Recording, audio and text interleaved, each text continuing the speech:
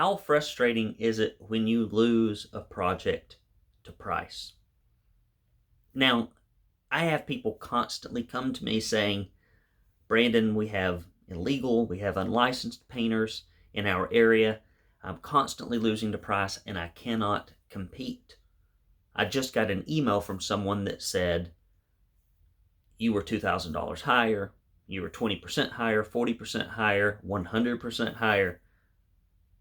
Why are you losing to price? Now, as you know, some people are unlicensed, some folks are illegal, but I just did a ton of onboarding calls for new APPC members from the Painting Profit Summit, and I found that a lot of them had depressed hourly charge rates or didn't really understand production rates or weren't job tracking, and their prices were depressed and they didn't even know it. They are professional. They do a good job. They are licensed. But because their sales process was so fundamentally broken for so long, they kept pushing down their prices because they hated to lose to price. So however you got there, the question becomes, what do you do when you get the email from the client that says you lost a price? Because you are 20%, 30%, $2,000, 100% higher. I'm going to give you a tip that will help you get the next one, okay? That will actually help you get the next one. But before I do that, if your sales process is a pet the dog, build some rapport with your sparkling personality, email a PDF estimate, and maybe do a little follow-up, maybe hand a business card and a copy of your insurance, you're going to lose a lot to price. The main reason people lose to price at high percentages is because your sales process isn't persuasive. It doesn't have pre-positioning, presenting, post-positioning, and follow-up tools. You're not doing things in a scripted, templated way. We would never paint a house a different way every time, but for some reason sales can be done in any flippant way that you want and you expect to get the same results. Won't happen. What I'm about to tell you to do is not going to put lipstick on the pig and make it look like a princess. You're probably losing your projects because you do not have a sales process like the Power Paint presentation process or whatever may work for you in your business. First thing that you need to do if you're losing to price a lot is focus on the persuasiveness of your sales process before you arrive, while you're on site, and after in your follow-up. Now, let's say that all of that has been done. This is the best thing you can do when you have lost a price, because it's unlikely you are going to redeem that estimate. Here you go. You need to reply, if it's in an email, or even if it's over the phone, with something similar to this. Mr. Lewis, I appreciate your honesty about the pricing.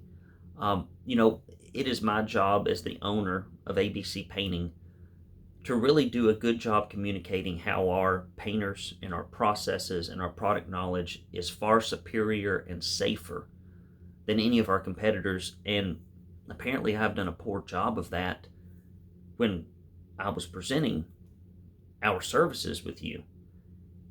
And because our painters depend on me to bring the projects in, would you be honest with me about something else? And just ask them. Usually they'll say yes if it's in a conversation. Obviously in an email it's a little different.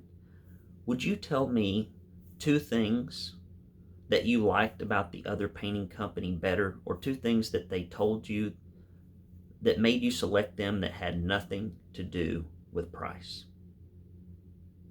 Now that is a very powerful question. Can you tell me 2 things that the other painting company told you, showed you, something that you liked about them other than price, that made you select them other than us? This is where you get into interesting territory you can actually do something with. They may say they had a more professional presentation. They gave us lots of reviews and references, hundreds of pages of them. They had a great warranty, a fantastic guarantee. They background checked their painters. They had more reviews online. I felt better about the company. They gave us a lot of collateral. They stuck with us and followed up, and we heard from them pretty routinely. We only heard from you once or twice, so we assumed you didn't want the job. It took us 3 months to decide. Whatever the feedback is, you need to then go back to your sales process and ask yourself, how can I use processes, tools, and third-party proof to emphasize the things that our clients are telling us that is missing in our sales process? The truth is, if you can't compete on price, and you can't, because once you decide you're going to have a 45 to 50% gross profit business on the production side per project, your price is going to be your price, more or less. Therefore, the only thing you can do is make your sales process more persuasive. You have to invest in building a sales process that will allow you to be the Lexus, the Mercedes, the Cadillac of painting. If you present yourself as the Kia of painting, but you charge the Lexus price and they can't tell the difference, you're always going to lose the price.